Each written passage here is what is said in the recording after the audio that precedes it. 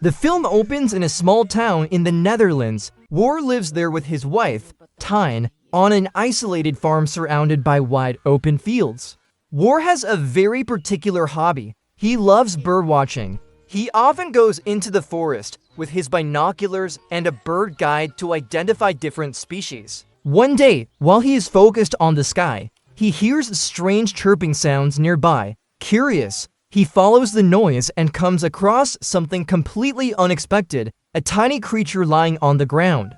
It is so small it fits in the palm of his hand. It has the body and face of a human woman, but instead of arms, it has wings. War looks up at the sky, searching for her mother, thinking she may have fallen from a nest, but he sees no one. The creature completely fascinates him. He has never read about anything like it, so he decides to take her home to show Tine. When Tine sees her, she is shocked. War explains that it could be an extremely rare species, since there is no record of anything like her in his books. They empty a basket that was sitting on the dining table and use it as a small improvised cradle for the winged girl. Tine suggests calling the police and turning her in, but War prefers to wait, hoping that her parents might show up later. That night, we see Tine caring for her tenderly, singing her a lullaby.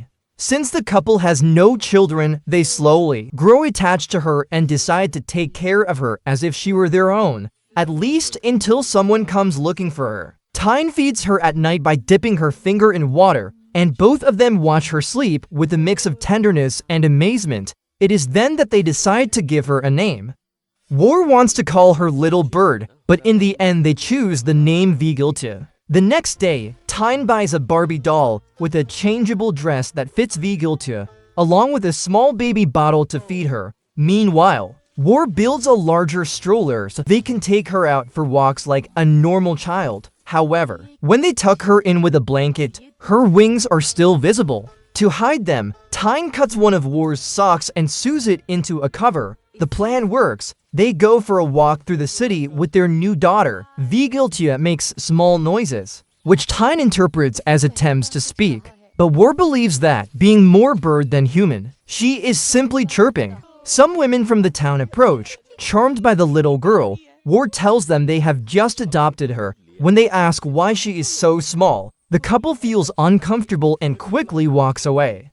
As time passes, Vigilia grows and almost no longer fits in the dining room basket. Even so, she does not learn to speak and continues to communicate only through bird-like sounds. One day, Tine notices that she is trying to fly. Little by little, Vigilia begins to behave more and more like a bird and less like a human. This deeply distresses Tine, who wants her daughter to be more human. Even if she is different, she tries to teach her to talk and to eat in a normal way. They build her a small cradle next to their bed, but when Vigilia is afraid, she jumps onto the bed and sleeps between them.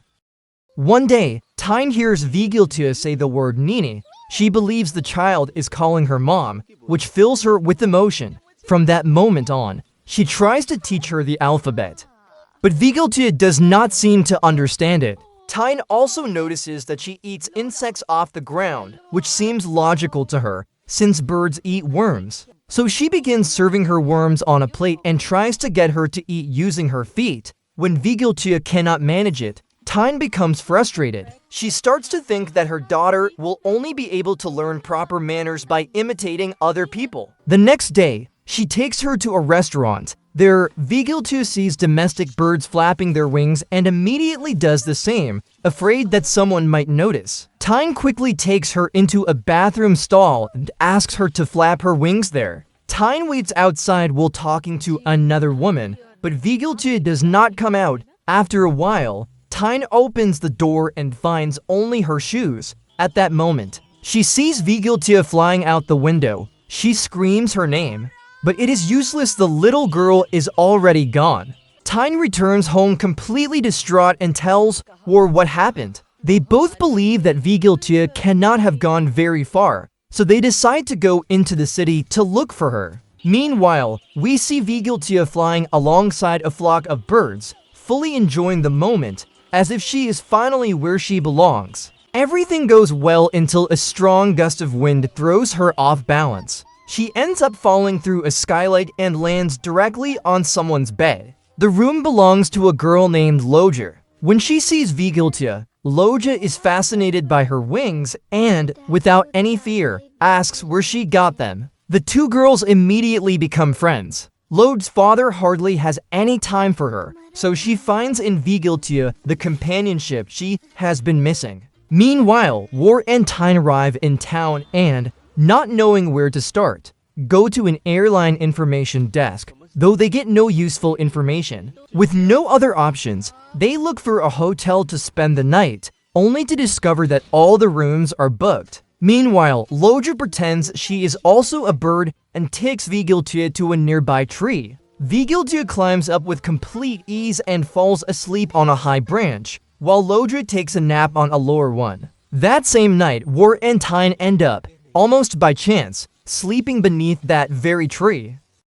The next morning, they meet Loja, who tells them there is a bird girl sleeping on the upper branch. However, before they can reach her, Vigilia has already flown away. As the couple prepares to leave, Loja follows them and insists that she will help them find Vigilia. The three of them get on a bus while following a flock of birds. Tyne is not entirely convinced about taking Loja with them, since the situation is already quite complicated, but the girl insists that she can take care of herself. Meanwhile, Vigilia tries to keep flying with the birds, but because of her small size, she cannot keep up. She ends up landing on the roof of a church. People see her and call the firefighters to bring her down, thinking she is a child in danger. When one of the firefighters manages to get close, Vigilia flies off again and disappears. From a distance, people assume she was carried off by eagles. The news reaches television and War sees it as well. Together with Tyne,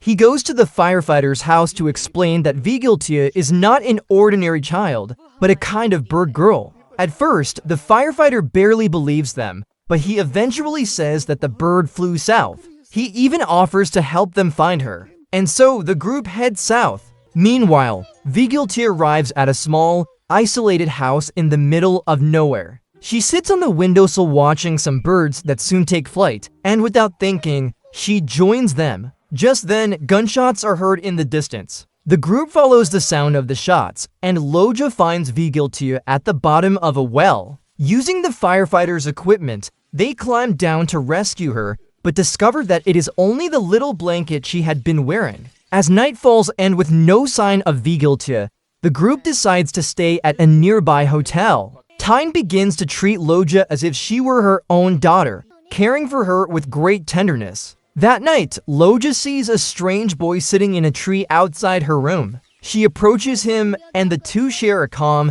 pleasant conversation. Later, the boy is sleeping in his bed when he hears a noise underneath. When he looks, he is surprised to see Vigilia asleep under the bed. He remembers that Loja had told him about her, so he quickly goes to get her. Together, they return and confirm that Vigilia is still there. The three of them crawl under the bed and sleep together that night.